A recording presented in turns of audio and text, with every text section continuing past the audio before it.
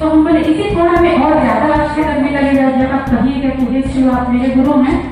हम बोले कि এখন তো তুমি নামই দিলে, যখন তুমি মহাদেব শিবকে নিজে গুরু বানাবে আর প্রতিদিন তুমি মনে মনে বলবে কি হে শিব তুমি আমার গুরু, আমি তোমার শিষ্য, আমাকে দয়া করো, শুধুমাত্র এটা বললেই তোমার জীবনটা আরো বেশি আনন্দিত হয়ে যাবে। वो इतना सुंदर हंसी ना जो हम क्या कहें। शीशी का मतलब यही होता है कि अगले व्यक्ति के चेहरे पर मुस्कान ला दे, वही महादेव का शिष्य होता है। कभी महादेव का शिष्य किसी को कष्ट नहीं दे सकता, किसी को परेशान नहीं कर सकता। अगले के परेशानी में परेशान हो सकता है जरूर कि उसके जीवन का कष्ट को हम अपने गुरु से दया मांगकर कम कर दें, यही होता है शिष्य का लक्षण। तो कहीं ना कहीं गुरु के प्रति जब प्रेम होगा तो आप गुरु का काम में बैठेगा नहीं। सब कोई इस गृहस्थ लाइफ में व्यस्त है, व्यस्त होते हुए भी अपना थोड़ा समय आपको बेचैनी लगेगा कि हम कहीं निकलते तो दो जन को भी तो अपने महादेव से जोड़ सकते हैं। जैसे हमारे दिल में बेचैनी है गुरु के लिए, वही बेचैनी अगले के दिल में हो जाए और वो भी गुरु काम की तरफ चल पड़े। हम लोग देखिए अपना काम करते हैं, बस महादेव का काम नहीं कर पाते हैं। करने के लिए अगर हम लोग इच्छुक हो तो कोई बहाना नहीं, लेकिन नहीं करने वाले बहुत सारे बहाना पे बहाना देते हैं।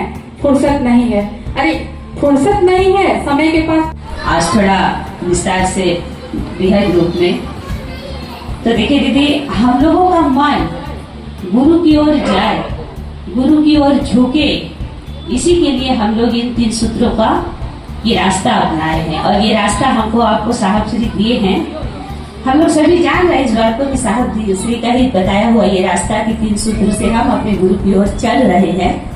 तो सबसे बड़ी बात यही आती है कि हमारा आपका मन कैसे गुरु की ओर जाए। हमारा मन भटक रहा है, एक लौकिक जगत के जो सुख में है, हम लोग इधर उधर अपने आप को पूरा व्यस्त कर चुके हैं, जानते हुए भी कि गुरु ज्ञान देते हैं और ज्ञान से ही हमारा जीवन सुधरता है। गुरु जीवन जीने की तरह सिखाते हैं। सब कुछ जानते हुए भी हम लोग कहीं न कहीं कुछ न कुछ थोड़ी बहुत गलतियां कर देते हैं और उसी गलतियों के तहत हम लोगों का जीवन थोड़ा डगमगाता है। कहते हैं ना कि नैया डगमगा रही है, तो कौन पार लगाएंगे? पार लगाने वाले गुरु हैं। और जब इस सबको जानते हुए भी कि नैया पार लगाने वाले गुरु हैं, फिर भी कहीं न कहीं हम लोग अटक जाते हैं। गुरु को मानने से, गुरु की तरफ चलने से, गुरु की ओर मन को झुकाने से हम लोग अटकते हैं। कहते हैं ना, अभी दीदी कह रही थी ना, अभी कहते हैं चर्चा के लिए तो थोड़ा बिजी है, समय नहीं है। हर काम जैसे मेरे जीवन में जरूरी है, सुबह से लेकर रात तक हम अपने घर संसार के काम में लगे रहते हैं, ठीक उसी तरह उससे भी तो सुंदर काम है गुरु का काम। तो सब काम के साथ अगर हम अपने गुरु के काम को भी अपने जीवन में जोड़ ले तो जीवन में कष्ट रहेगा। सोच के देखिए, तो जो करना चाहिए वही हम लोग नहीं करते हैं, और जो नहीं करना चाहिए, जो हमारे साथ नहीं जाएगा, जो हमारे जीवन का कोई उद्देश्य नहीं है, उसी के पीछे हम लोग भाग रहे हैं ना। जानते हैं कि अपने लिए, यहाँ के लिए तो किए, वहाँ के लिए भी कुछ कर लेना चाहिए। तो साहब श्री जैसे व्यक्ति इतना सुंदर दिए हैं, करने का कोई मशीन चालू हुआ है? कहीं नहीं सुनी है। लेकिन हमारे महादेव का दिया हुआ नाम आजमाया हुआ है। सिर्फ गुरु जो है ये आजमाने का चीज है। तो आप उस राह पे चलिए और गुरु काम कीजिए। यही मेरा आप लोग से सबसे निवेदन है कि आप लोग भी 3 सूत्र को खूब सुंदर से पालन कीजिए। छोटी सी बच्ची कह रही थी ना 3 सूत्र, क्योंकि साहब श्री 3 सूत्र ही दिए। कहते कि उन्होंने जो कहा वही न करना है। अपने मर्जी से करने का मतलब है कि रास्ते में भटक जाएंगे, कुछ नहीं मिलेगा। नमः शिवाय से प्रणाम कीजिए। नमः शिवाय मंत्र है, कोई भी माला, कोई भी गांठ, कोई भी चीज का जरूरत नहीं है। मन से प्रणाम आपका मन करता है, हाथ उंगली नहीं करता है। जब आपका ख्याल आ जाए, जब आप फुर्सत करता है, नमः शिवाय का मंत्र इतना सुंदर है कि आप प्रणाम भी कर लेंगे, किसी को समझ में भी नहीं आएगा कि आप प्रणाम कर रही हैं। मेरे जीवन में बहुत अनुभूति है। हम भी चाहत रखना चाहिए, दर्द होना चाहिए कि जो दर्द हमारे परिवार के प्रति है, अपने को सार्थक बनाते हैं, सुंदर बनाते हैं, जीवन जीने की कला है। उमा भैया मंच पे आए गुरु चर्चा लेके। গণেশ মন্দিরে কিসের কর্মসূচি পালন করা হচ্ছে? चर्चा का आयोजन हुआ था यहाँ पर। और साथ श्री हरिनारायण जी के साथ श्री हरिनारायण जी के जो अधूरे काम थे उसी को हम लोग पूरा करने का पूरा प्रयास करते हैं। इसके लिए हम लोग हर जगह जहाँ तहाँ हम लोग गोष्ठी करते हैं, एक दूसरे के मन में शिव के गुरु के प्रति प्रेम पैदा करते हैं और हम चाहते हैं कि हर कोई शिव को अपना गुरु बनाए, क्योंकि इसी में सबका भलाई है और कोई दूसरा विकल्प नहीं। शास्त्री के बताए हुए आदेशों का पालन हम लोग करते हैं। आप लोग का मेन उद्देश्य क्या है? हम लोग का मेन उद्देश्य यही है कि पूरा विश्व शिव के शिष्य बन जाए, पूरा विश्व। आपका नाम और परिचय?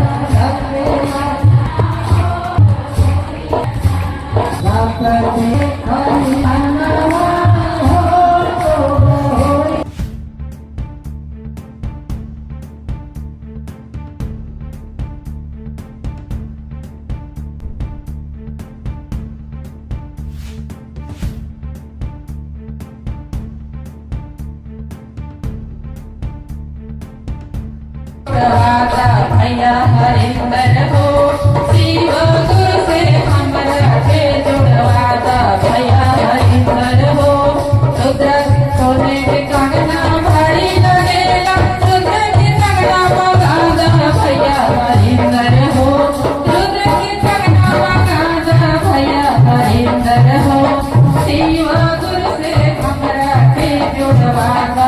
भैया हरिंदर हो शिव भैया हरिंदर हो दाया मांगे के मरमो न जाने, दाया के विधि बतादा। भैया हरिंदर हो दाया के विधि बतादा। भैया हरिंदर भैया हरिंदर हो शिव गुरु से हमरा के दिलवादा।